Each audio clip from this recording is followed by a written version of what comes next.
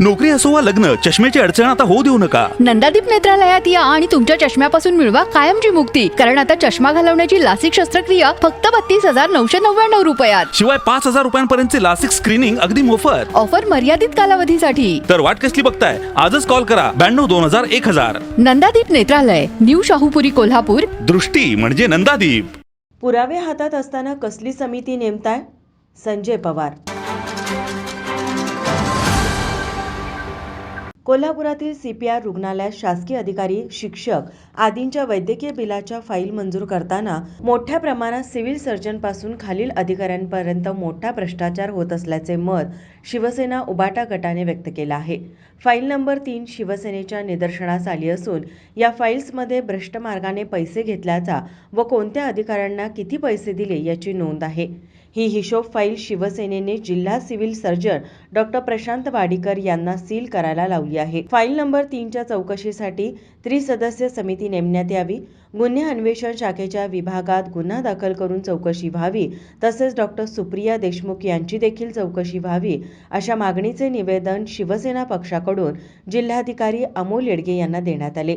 यानंतर शिवसेना उपनेते संजय पवार म्हणाले, ह्या फाईल्स प्रलंबित, ज्या वैद्यकीय बिलाच्या फाईल्स प्रलंबित कुणाची आहेत? तर सरकारी अधिकारी कर्मचाऱ्यांचे आहेत आणि त्यांना हेलपाटे मारायला लागतात. हेलपाटे का मारायला लागतात? तर त्याला टक्केवारी मिळायची असते म्हणून. साहेबांनी चांगला निर्णय घेतला. त्या ई फाईलच्या संदर्भात जर आपण निर्णय घेतला तर फाईल्स थांबण्याने त्या प्रवास निश्चित करू शकतो आपल्याला. त्याचबरोबर अँटी करप्शन किंवा आर्थिक गुन्हे अन्वेषणकडे हा जर तपास दिला तर ही जी फाईल जी सापडली आहे ती टक्केवारी फाईल सापडली, हिशोब जो सापडलेला आहे तो कुणी लिहिला, कोण मॅडम, कोण सर, हे सगळी कुंडली जी आहे ती कुंडली बाहेर काढल्यानंतर पैसा कुणी खाल्ला आहात ह्या स्पष्ट होईल. तत्कालीन त्यावेळच्या जिल्ह्यात आपले सिव्हिल सर्जन ज्या होत्या त्यांच्या कारकिर्दी फार मोठ्या प्रमाणात भ्रष्टाचार सिद्ध झालेला आहे. मग तपास जर करणार नसतील तर होणारच नाही ना तपास आणि गुन्हे दाखल होणार नाहीत. दूध का दूध पाणी का पाणी करायची ही संधी आंबेडकर साहेबांना, मुश्रीफ साहेबांना आहे. ही संधी सोडू नये. गोरगरिबांना न्याय देण्याचं काम तुम्ही करा, अन्यथा आम्हाला न्यायालयात जाण्याशिवाय दुसरा पर्याय नाही. खरं तर नुसतीच बिल्डिंग देखरेखी करून चालत नाही. इमारती सुंदर आणि आज सगळा काळाबद्दल चालला असेल तर हे चुकीचं होईल. त्यामुळे लोकांना येणं जाणं सुद्धा सोयीस्कर झालं पाहिजे. पार्किंगची व्यवस्था सोयीस्कर झाली पाहिजे. महत्वाची काही लोक आहेत त्यांची कामं नाहीत, ती पाहिजे तशी आज जातात आणि खरोखर पेशंट आहेत, खरोखर त्यांना गरज आहे, त्यांना आज सोडलं जात नाही. रोजची धक्काबुक्की होते तिथं. म्हणून इमारती सुंदर न करता आतली यंत्रणा सुंदर करा.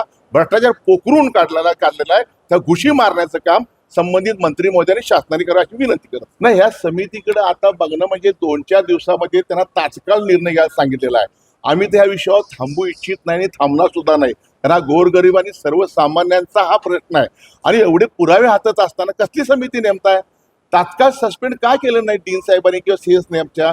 तात्काळ सस्पेंड करणं गरजेचं होतं. समिती म्हणजे हा फार होण्याची शक्यता आहे. त्यामुळे आम्ही ह्यांच्यावर लक्ष ठेवून चांगलं आहे. गोरगरीब जनतेला न्याय दिला नाही तर आम्हाला न्यायालयात जाण्याशिवाय पर्याय उरणार नाही असा इशाराही शिवसेना उपनेते संजय पवार यांनी दिला. यावेळी विजय देवणे, विराज पाटील, अवधूत साळुंखे, मंजित माने, संतोष रेडेकर, संजय जाधव, प्रतिज्ञा उतुरे, रीमा देशपांडे, पूनम फडतरे, तृप्ती जाधव, दिनेश साळुंखे, इंजमाम मुल्ला, अभिजित बुक्षेट, प्रवीण पालव आदी पदाधिकारी उपस्थित होते. माझा महाराष्ट्र न्यूजसाठी कॅमेरामन नाज अत्तारसह अमृता बुगले, कोल्हापूर. ताज्या घडामोडी पाहण्यासाठी माझा महाराष्ट्र न्यूजला आजच सबस्क्राईब करा.